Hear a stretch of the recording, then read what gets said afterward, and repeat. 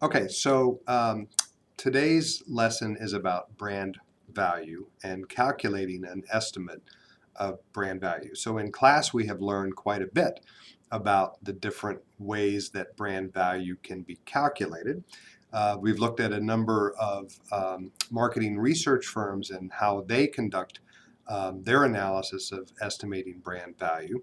But in a nutshell, brand value can be thought of as the value of the brand name above and beyond all the tangible aspects of the brand. So we've used this analogy in class several times where if you were to take your particular brand and strip away all the physical features of that brand, no more physical product, let's say, and then take that brand name and sell it on eBay, what would be the market value of that brand? Just the name. Okay.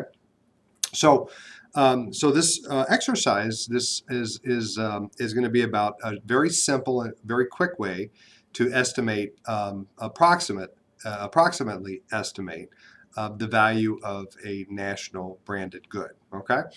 So when thinking about the various ways to estimate brand value, there are a number of classes of estimation tools that are based upon the brand's price premium. Okay, so one of the articles that I've had you take a look at has identified a number of those different ways of taking brand metrics and comparing the difference between a nationally branded good and a private label good. That would be a store good. So, for example, at Walmart, if you're looking at health and beauty products and you want to compare a nationally branded good like Tylenol with the Great Value brand of Tylenol, then that's going to be something you can do. So a couple of articles we've looked at have identified a number of different ways to calculate brand value based upon its price or the premium it commands when compared to benchmark products. So some of those have been as simple as looking at just the volume differences. What is the volume difference between a national brand and a store label or a competing national brand? And you can use the unit volume as one measure of brand value. Then you can look at various price premium approaches to estimating brand value. Our approach is going to be very simple. And on the assignment that I have for you in terms of calculating brand value, we're going to use the price premium approach. And the price premium approach is based upon identifying the price of a nationally branded product, okay? And then identifying an equivalent private label product, all right? And then calculating the price differential between those two, and then using the Statista database, identify unit volume for the national brand, okay? And then you will be able to calculate an approximation to the brand price premium. So what you're going to need to do is pick a brand, okay? You can use the brand that you're going to use for your team project. That would be fine if you're able to get data, okay? So some of the brands that we have in this class and past classes have been brands that are inherently difficult to find a price premium on. So we'll have to be a little more creative in how we approach that, and I can work with those teams individually, okay? So if your brand is, for example, a person, okay, then if that person is an entertainer, then one way to access the potential price premium or the brand value of that person would be to look at things like concert ticket sales, for example. Okay, if you're a retail store, okay, as a brand, then you can look at store sales or company sales and compare that to a competitor. Okay. And see if there is a price premium that store is commanding. There's other financial ratios that you could look at, which we can talk about individually as needed.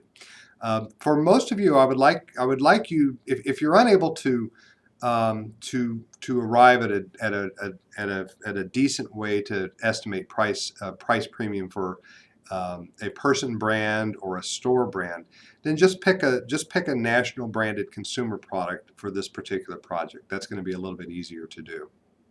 So what you're going to do is you're going to think about a nationally branded consumer product. I would suggest that you start at the Statista database, okay, and look in that database. So for example, if you're interested in soap, okay, bar soap, and we had used that example in one of the classes.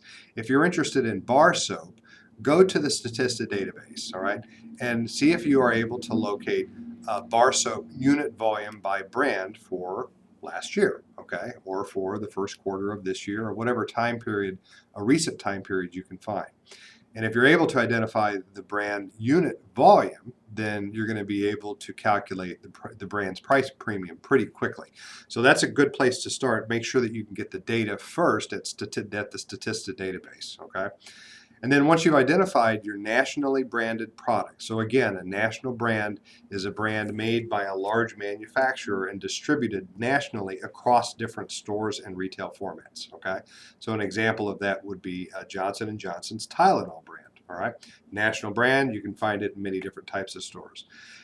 Pick a retail store, and it doesn't need to be, I mean, a Target or a Walmart would be great for any of the consumer packaged goods that we're talking about, soap, health and beauty, whatever it may be. But just make sure that you're able to compare a nationally branded good with a private label good or a store brand, okay? And if you don't have a store brand, then you can compare it to a competing brand, all right?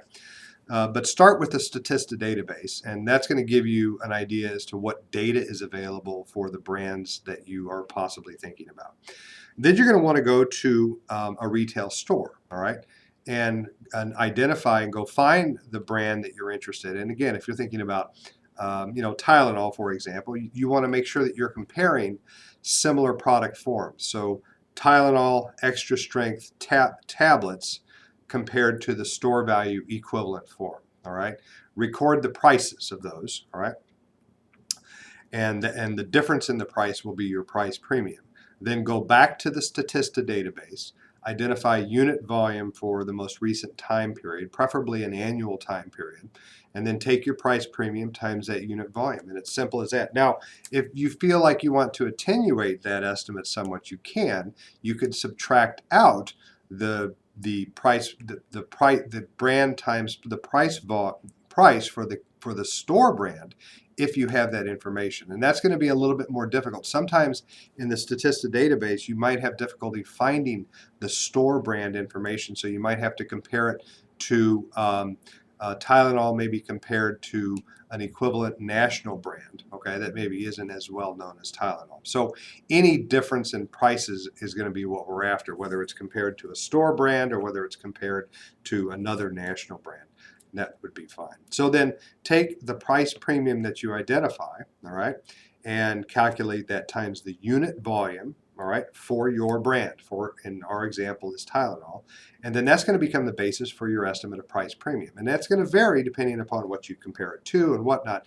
But it begins to give you an idea as to how big brand value can become. And again, brand value is completely intangible, based on how big brand value can come based on just a simple thing like a price premium. Okay, so good luck with your assignment, and I look forward to reading your results. When you're done, by the way, please do fill out the appropriate form and upload it to your team folder, and the due date for that will be in the assignment folder for this particular project. Okay, so good luck, and I look forward to reading about your results. Okay.